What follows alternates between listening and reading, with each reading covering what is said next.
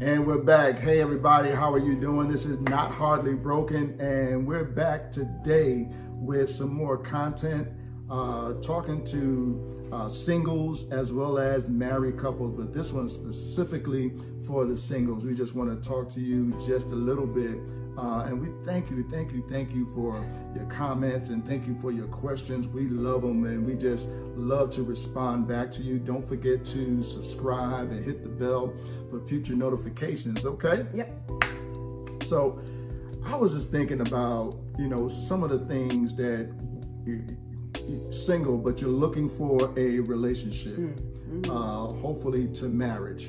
And so what are the things to look for, or the things to do in an effort to protect your relationship starting out? Do's and don'ts, maybe. Yeah. And so one of the things that I was thinking about, first and foremost, is that when you find someone, men, when you find someone that you think that you're particularly interested in, you want to let that person know. Don't let it just be in the air and then hope and pray that Holy Ghost is going to speak to her. And not that he can't do that, because he can, and he will do that. But you're going to have to make that step and be courageous enough and bold enough to go to this young lady that you're interested in and let her know of your interest. That's going to be first and foremost. You want that person to know, hey, there's something about you that I like, and that I want to get to know you better, because now you're moving it into getting to know each other phase, instead of just going from, hey, I like you, let's go to the bedroom. Wow. And I know that happens. Yeah. It has happened with me. And also I want you guys to know that in no means am I a guru or an expert on this subject or any other subject that we're talking about, but we do have some experiences that we like to share with you and let you know, from a real point of view, or some mishaps that we have made, to let you know that, that this is real. And from the single women's point of view, just based on this point that you're making now, what should they do? If the man is approaching you, then there's really no need for you to try to figure out how to approach them. Well, yeah. No. You don't agree? Yeah, I do agree. I think the man should make the approach, but I also think it's okay for the woman to let the man know that there is an interest in a subtle way. Absolutely, and that's where I was going. I was going, not that you're just going to ignore them, but you know how often we can get anxious as a woman. I wonder if he wants to talk to me. He hadn't texted me back. He hadn't called me. I wonder. And then we get ourselves all up in a tizzy, and then we do something prematurely, that kind of wrecks the whole thing, whether we liking all his posts on Facebook all of a sudden, and then he's like, okay, a bit too much, or we just doing things that's more aggressive than necessary. So that's the part I'm saying, is that, we can definitely let them know subtly, by just responding in kind to their, their efforts or their approaches. People will know if you're feeling them. And so it doesn't have to be some grandiose effort that you have to make to let this person know that you are also interested. And when they get that green light, then that green light by the feeling and by your expression and your presence, then they feel more confident to pursue you. Yeah. And that's what you want. You don't want, when you reflect on this relationship, you don't want to feel like, dang, I made this happen. That woman, you don't want that. This single woman, you do not want to reflect and be like, I know, I made him want me, or, I made him chase after me, or, you don't want your hands in it at all. You want it to organically and naturally occur, and something that you can look back on and say, I know I didn't do anything with that. I didn't have nothing to do with that. Yeah. And so now that you are in a relationship and the man has made it known that he has an interest in you, woman, so now, you're starting a relationship, let's not take it to the bedchambers just yet. Yeah. Let's slow it down. Let's not make bold statements like this is the one. I know it's the one. Right. God has sent me, my rib, and God has, has sent me my Boaz. Right. Yeah, I understand all that. Right. Keep that to yourself. Right. Pray on that thing. Fast, and you do whatever you got to do, and let God speak, and let God determine that for you. But initially, okay, so there's an interest there. Now it's time to go out on a date in a public setting. Some people don't like going out on dates, or whatever, but you need to go somewhere where you can get to know each other, whether you're on the phone, texting and in somebody's DMs back and forth and emailing is not personable enough. Because you can't really determine some of the intonations of the words that are being said in communication, in text and email. So you got to sit face to face in a public setting, in a restaurant, Starbucks, somewhere, where you can break bread and you can see how that person eats. You see what that person like, and they smack their mouth when they eat. If they know how to order off a menu, so now you're getting to know each other. You're getting to know one another, your likes and your dislikes, your similarities, your idiosyncrasies, you're getting to know one another, your backgrounds. You definitely want to talk about your background. Have you been married before? How many relationships you've been in? Are you married now? Yeah. Do you have children? Are you working? What is, you want to ask those questions because you're interviewing them, whether you believe it or not. You're interviewing them for a future relationship, which is marriage, hopefully. Yes, absolutely. How do they get along with their siblings? How do they get along with their parents? Wow.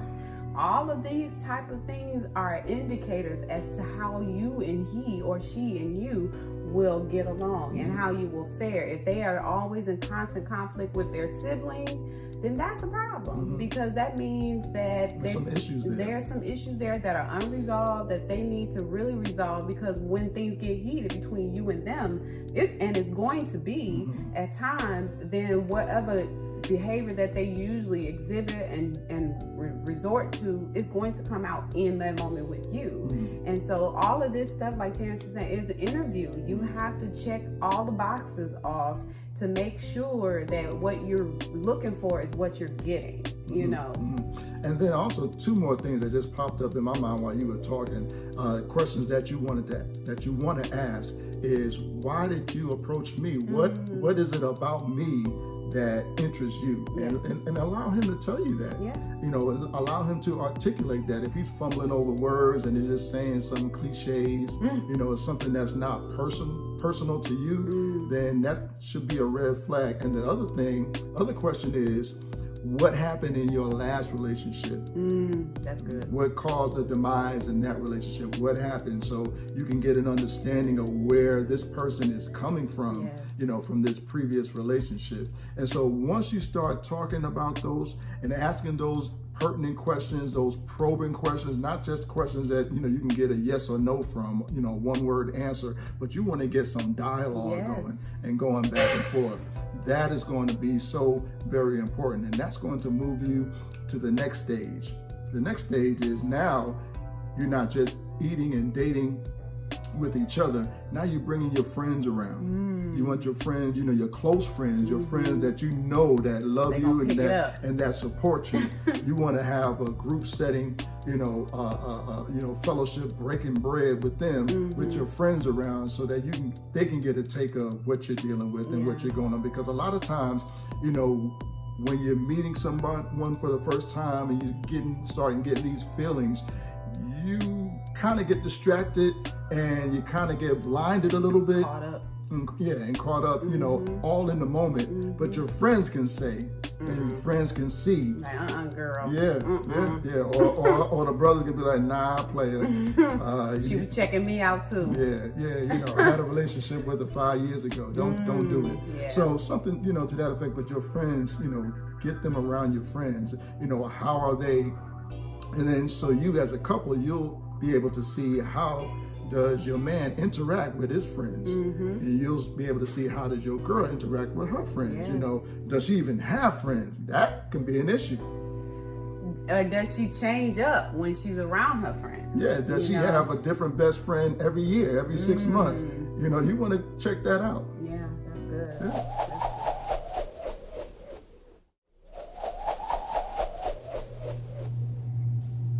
You know, you're single, but then you have someone that you're interested in. How do you protect that? Okay.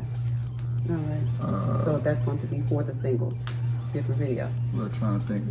Now that I said that, how do you protect?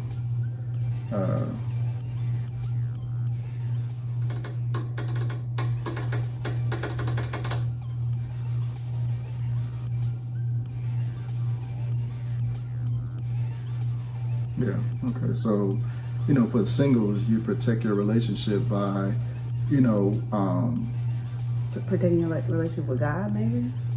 Relationship with God, but relationship with each other, you know, is new. So you want to keep it, you know, between yourself. Not that you're hiding your relationship, but you don't want a whole lot of people speaking into your relationship as singles and kind of, you know, convincing you to do otherwise, or, you know, listening to a whole bunch of people, different counsel. Okay. You know, you want to, especially when you're in the getting to know each other phase. So you're getting to know each other and trying to establish something, and you're trying to hear God in the process. What about speaking to your leader so that they can see early on what's going on? Yeah, that too. I mean, so you're saying don't talk to a bunch of people, but maybe specify. Yeah, not a bunch of people, but yeah, your parents, you know, your siblings, just to let them know, hey, this is somebody that, you know, somebody that you trust. That you know is going to give you good and safe counsel and wisdom. Because then this is my question: What if I don't want my significant other to meet my pastor or friends? Is that something you want to work in there? No. Yeah. In that same question. Yeah. Because if they are hiding, they don't want. Well, but then I don't want to pull out of what you're saying, because you're saying don't tell a bunch of people, which I understand that.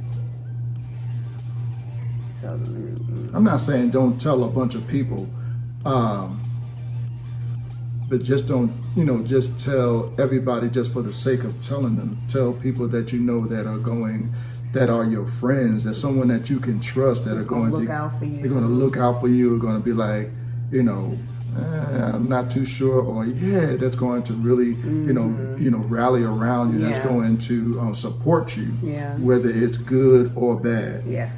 Someone that you trust and love. That's what I'm talking about. Yeah. All right. So the question is, how do you protect your relationship?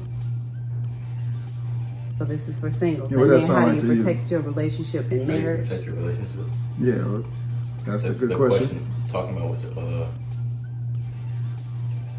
Are you recording now too? Thank you. Appreciate that. You can tell. Yeah. I appreciate that. This is. Can I just title like relationship? Protecting your relationship? Oh, starting out. Starting out? Starting out in a relationship. You know, you're single and you're starting out in a relationship.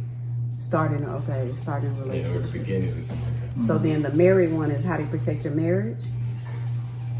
Yeah. Is that what you're... We can do that later. Okay. Yeah. Well, let me write that down, because I don't think that's on my list. How do you protect your marriage? Huh.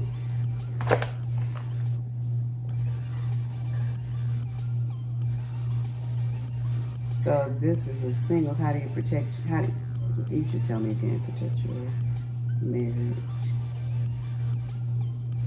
Relationship, and then, you know, starting out in a relationship, things to do. Starting out in a relationship. Okay, now you're saying things to do. That's good too. Relationship. Things to do. Okay. Or not do. Do's and don'ts. Right.